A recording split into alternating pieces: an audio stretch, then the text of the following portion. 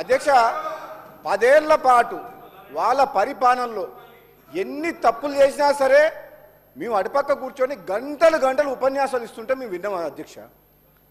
ఏదో ఒక మంచి కార్యక్రమం ఈ తెలంగాణ దక్షిణ తెలంగాణ ప్రజలకు అన్యాయం చేసే విషయంలో పార్టీలకు అతీతంగా మా గౌరవ ముఖ్యమంత్రి గారు, మా నీటిపారుదల శాఖ మంత్రి గారు ఒక మంచి కళ్ళ కనబడేటట్టు మొత్తం నిజాలు చూపించింది.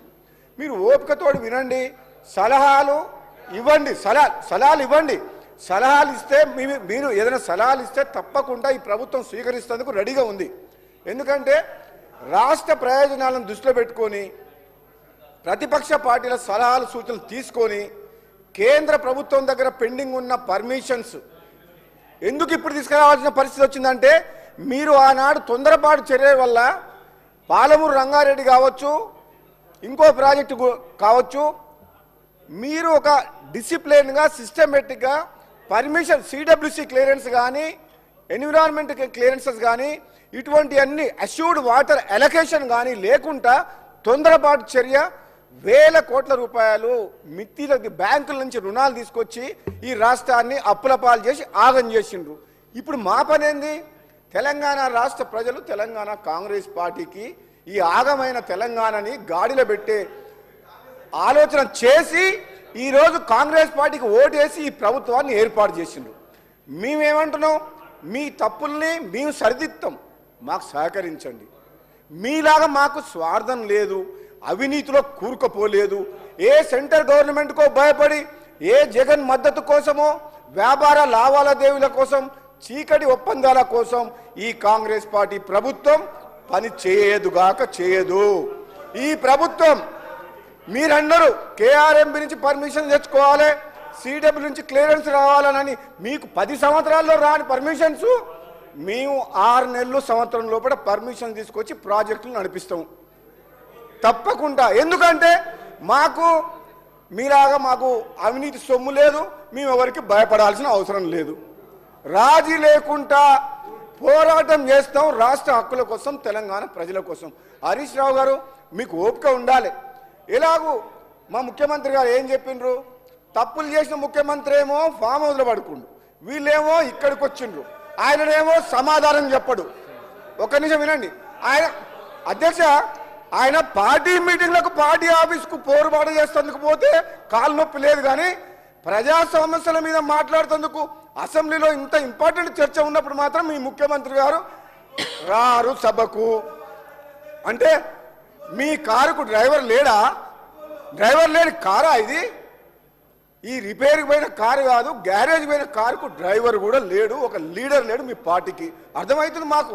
మేము ఎవరితోటి మాట్లాడాలి? అసలు నిర్ణయాలు తీసుకుంది ఎవరు? ఆనాడు అఖిలపక్షం కానీ ప్రతిపక్షాలు కానీ ఎటువంటి సలహాలు సూచనలు తీసుకున్న 10 ఏళ్ల పాటు ఎవరైనా మాట విన్నారా అధ్యక్ష? ఒక్కరిని మాట్లాడనీయకుండా మాకే తెలివి ఉంది, ప్రాజెక్టుల విషయంలో కానీ ఇంకో విషయంలో కానీ అన్నీ మేమే చేస్తాం, మీకు అసలు తెలివే లేదన్నారు కదా. ఎందుకు కాళేశ్వరం కూలిపోయింది? ఎందుకు ఈ కృష్ణా వాటర్ దోపిడీ వాటర్ అవుతుంది? ఈ ప్రాజెక్టులు ఎందుకు ఆగిపోయినాయి? మీరు అక్కడికి ఎందుకు కూర్చున్నారు? అటుపక్కకి ఎందుకు పోయినరు? ఇక్కడ ఉన్నోళ్ళు ఇంకా మీకు అర్థం కాలేదా? అధ్యక్ష నేను నల్లగొండ జిల్లా వాసిగా, మునుగోడు శాసనసభ్యునిగా మాట్లాడుతున్నాను. మా జిల్లాలో 10 ఏళ్ల పాలనలో శ్రీశైలం సొరంగ మార్గము కంప్లీట్ అయిన తర్వాత ఒక 10 కిలోమీటర్లు ఒక 2000 కోట్లు 1000 కోట్లు పెడితే 5 లక్షల ఎకరాలకు స్టెబిలైజ్ ఉత్తమ్ కుమార్ రెడ్డి గారు మంత్రి అయిన తర్వాత అది టేకప్ చేసిండ్రు. అది చేయొచ్చు. ఉదయ సముద్రం ప్రాజెక్టు కంప్లీట్ చేసి 1,00,000 ఎకరాలకు ఏమని ఇదే హరీష్ రావు గారిని ఇదే సభలో నేను శాసనసభ్యునిగా గొంతు పోయేటట్టు మాట్లాడినా. లేదు, మా Dindi lift irrigation scheme Palamuru Rangareddy స్కీమ్లా 30 టీఎంసీ వాటర్ తీసుకొస్తామని చెప్పి మాకు రిజర్వాయర్లు చేస్తుండ్రు, గ్రామాలని ఖాళీ చేసిండ్రు. రైతుల భూములు 2013లో పార్లమెంట్లో పాస్ అయిన ల్యాండ్ ఎక్స్ప్లోరేషన్ యాక్ట్ కాదని 5 లక్షలకు 4 లక్షలకు ఎకరాలను ఇచ్చి 30 లక్షలు 40 లక్షల రూపాయలు ఖరీదు చేసి భూములు తీసుకొని రైతులని రోడ్ల మీద పంపించిండ్రు. మరి ఆ పోనీ రైతుల సాక్రిఫైస్ చేసిండ్రు ఎన్నో గ్రామాల ప్రజలు. ఆ ప్రాజెక్ట్ అన్న అయిందా? నీళ్ళు వచ్చినాయా?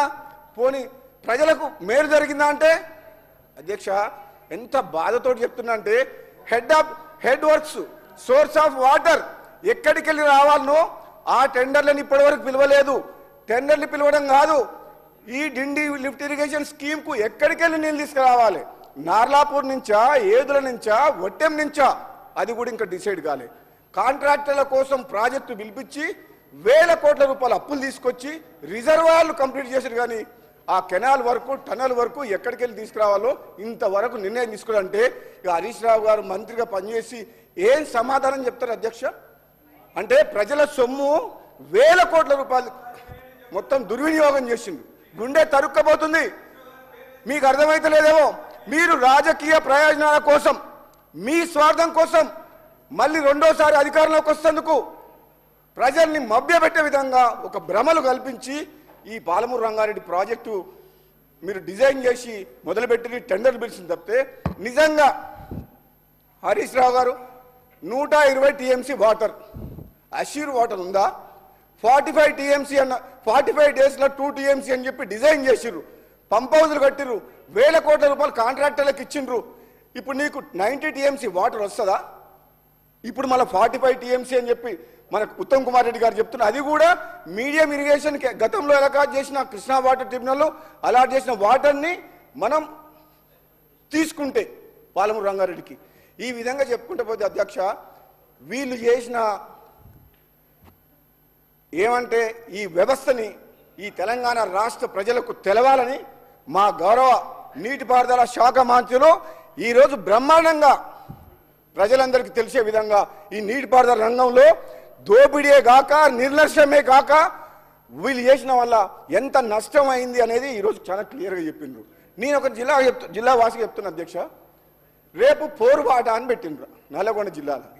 నల్లగొండ జిల్లాలో గత ఎన్నికల్లో క్లియర్ తీర్పిచ్చిన ప్రజలు. ఈ నల్లగొండ జిల్లా ప్రజలకు